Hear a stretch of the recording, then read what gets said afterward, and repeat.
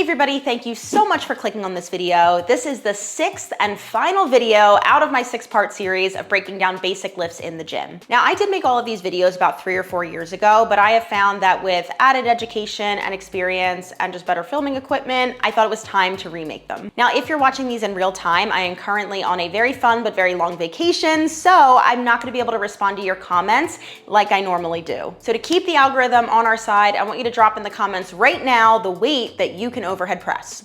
And let's jump into it.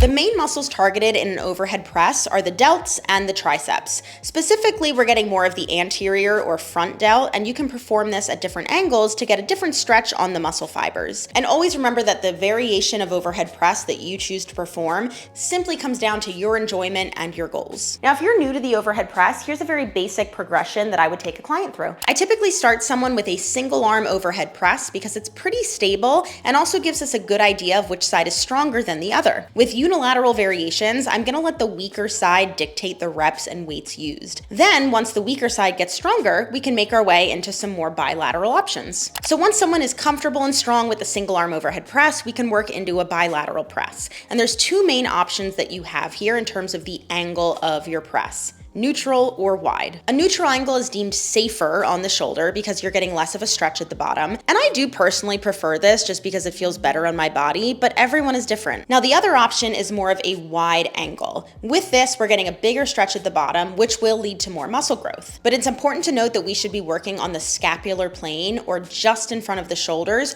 rather than directly out to the side. It's a little safer on the joint and it's gonna feel better on most people. Now, finally, we are gonna progress to the barbell overhead press.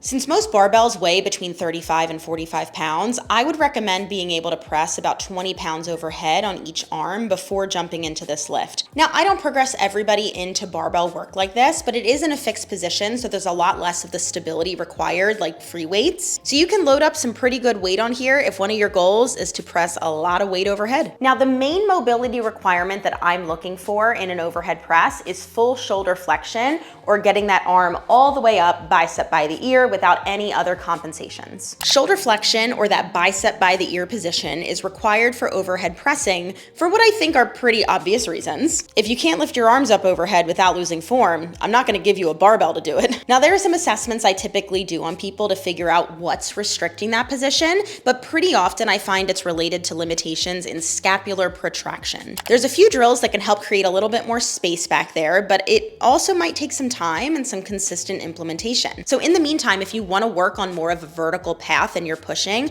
I would recommend either an incline chest press or maybe some landmine overhead pressing. That way you're still able to work on a vertical push pattern while gaining more mobility in your downtime. Now let's jump into the most common mistakes I see in overhead pressing and how I would approach fixing them. The biggest mistake I see is people losing that standing plank position at the top of the press. Essentially, we want a straight line from the wrist to the ankle, but quite often I see the ribs flare and the low back arch. This is either due to a mobility restriction, which we've already talked about, or people are just losing tension at the top. I like to cue crush a can of Coke between your ribs and your pelvis. This helps people maintain the tension in their trunk and nail that final position. The next mistake I see, especially with single arm pressing, is the elbow path. If you let that elbow come way far out to the side on the way down, you're not only wasting a lot of energy, you're also just putting your shoulder in a more compromised position than it needs to be in. So instead, I want you to think of tucking the elbow in as you descend. It's gonna be a lot safer and a lot more comfortable. The last mistake I see is something I'm often guilty of, and it's exhaling after you've already pressed the weight overhead. So ideally, as you press the weight overhead, you wanna let out a nice sharp exhale to get your core involved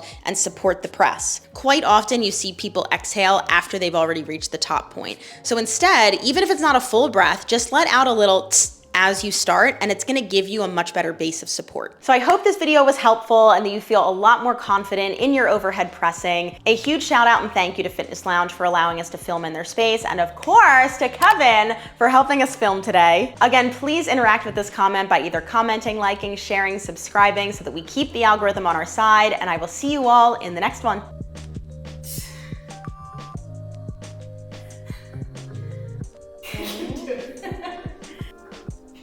Baby weights because I'm tired. God, my arms are so tired. I'm not gonna switch weights. Fuck, I'm gonna leave my left arm Sorry, I was trying to switch lens. Alright, done. We did it.